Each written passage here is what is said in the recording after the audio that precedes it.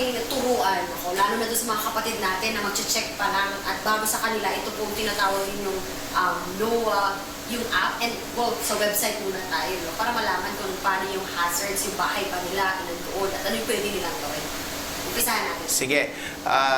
Ito ay dagdag kaalaman doon sa mga anuman ang available, ano, yung mga sinasabi ng mga official accounts. Dito makikita natin ano yung mga pwede nating gawin para maghanda doon sa mga hazards. Kasi pag nag-prepare tayo sa sinabi nating bagyo, medyo mahirap maintindihan yon.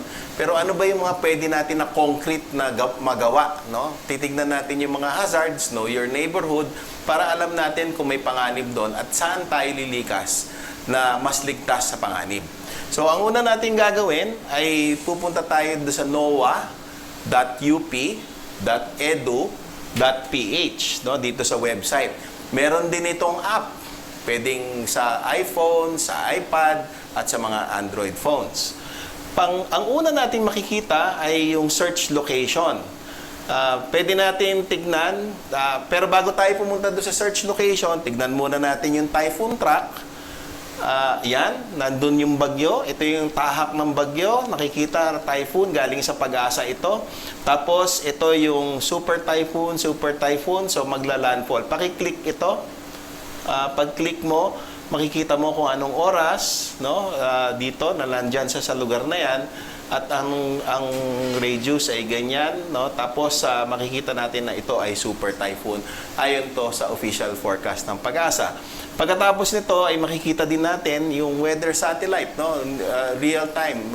Every so many minutes yan, nagdi-display, no? At pinapakita kung ano yung sirkulasyon ng bagyo. Kung babalik tayo doon sa una, yan, makikita natin yung location natin. Halimbawa, nandito tayo sa UP, alam natin medyo malayo-layo, no? Pero baka sakaling umulan pa rin. So pag yun, makikita natin itong lugar natin, ito yung building natin. Itong building na ito, merong icon doon. Itong icon na ito ay pwede natin ilipat. Halimbawa, nandito kayo sa lugar na ito, pwedeng bahayin yan, sasabihin doon, high hazard flood level. Tapos, kung nakita natin, nandun tayo sa high flood hazard level, pwede tayong pumunta dun sa lugar na mas ligtas, yung mga walang kulay. Pero dahil alam natin ang tama ng bagyo ay nandun sa bandang norte, i-type natin, for example, nakatira kayo sa Baler. Papunta dun sa Baler, Aurora.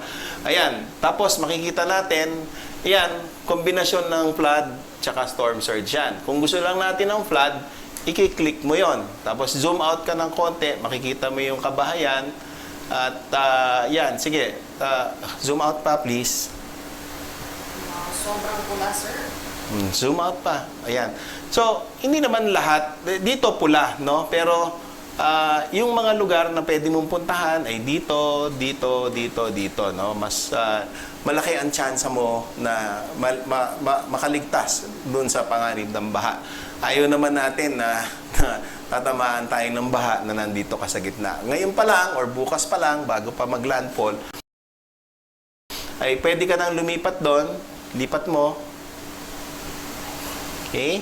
Pagkalipat, makikita mo na dun sa lugar na yon, yan, ligtas sa landslide, ligtas sa storm surge, ligtas sa baha.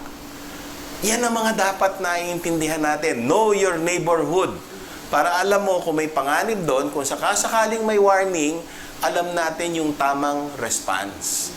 So, makakatulong tayo doon sa LGU kung halimbawa, galing ka doon sa mapanganib, may kapitbahay ka or meron kang kaibigan or kamag-anak, lumipat ka na voluntarily para hindi siksikan doon sa evacuation centers. Tapos, kung talagang wala kang kakilala, lumikas ka doon sa designated na evacuation center. Pero siguraduhin mo lang na yung evacuation center ay nandun din sa ligtas na lugar.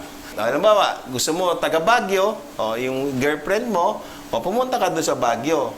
Kung sakaling nandito siya, okay, sabihin mo, ligtas ka, honey. No? So, dapat, kung halimbawa, nandito siya nakatira, dito sa Malcolm Square, halimbawa, dito sa Gusaling yan, makikita mo na may flood hazard dyan. Iiwasan mo yan. Lilipat ka dun sa lugar na walang panganib. Kasi, importante na hindi lang natin tinutukoy yung panganib na lugar. Mas importante, alam natin saan tayo lilikas kung may sama ng panahon.